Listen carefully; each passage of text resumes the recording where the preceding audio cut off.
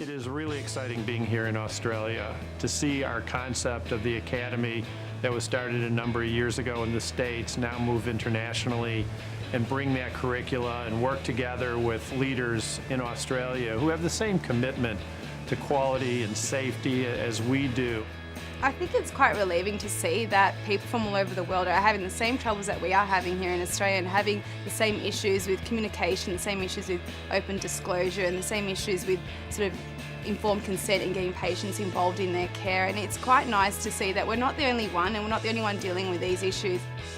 And quite often I find that you're privy to so much more information than the team sometimes, just because you've got the time to chat with the patients and you have the time to be concerned. For the Australian experience, we've got faculty from two areas. We've got the Telluride, the American faculty that have come over here and generously giving their time for it.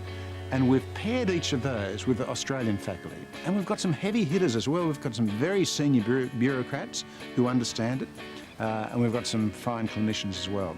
I find it a challenge.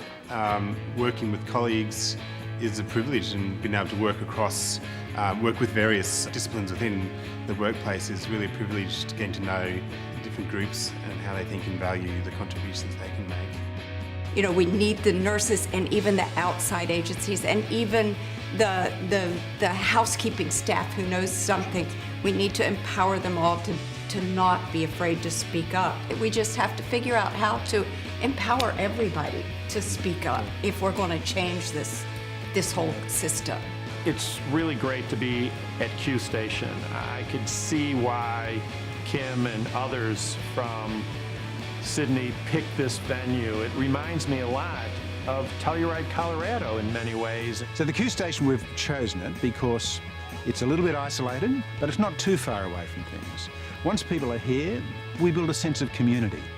We all live together, we eat together, we have happy hour together, and that's part of the learning experience. We learn a lot during the sessions, but we learn a lot on the group walk and at happy hour, talking to each other. So it's a good place to share, and it's a beautiful environment as well. You really want a place that you could get away to and have like a think tank type environment without the multiple distractions that many times we face in our daily activities. I'm really excited to take a few of these key points back to my workplace, and just I think it'll motivate nurses. At the moment we are faced with that sort of workplace culture where people aren't quite exactly happy with where they're working, so I think it's quite nice to bring these new ideas and new concepts and just get people really excited about rethinking what they're doing with their career and rethinking why they became a nurse or why they became a doctor, and just giving them that sort of inspiration and something to work forward towards. It's definitely patient-centered, and it's so important that, you know, that's ingrained in us, that we're here for them and we're here to provide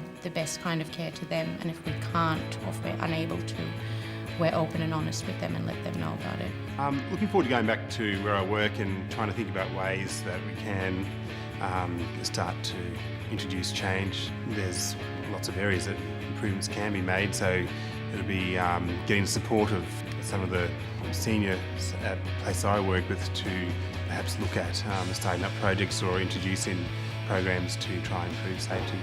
We all know what's right in the moment. We just have to remember to do it. I'm very encouraged about this young generation, and that's why we're concentrating on getting them early on in their careers, because they're going to be the change makers that will make a difference. They're intelligent, they're articulate, they're on fire, and we just want to stimulate that fire so that they'll want to make a difference to patient safety. I think patient safety is going to improve enormously in the future. We'll never solve the problem, but these are the people who are going to make it much better and much safer for patients. So that when I go to hospital as a patient, if one of these people's looking after me, I'm going to be much more secure.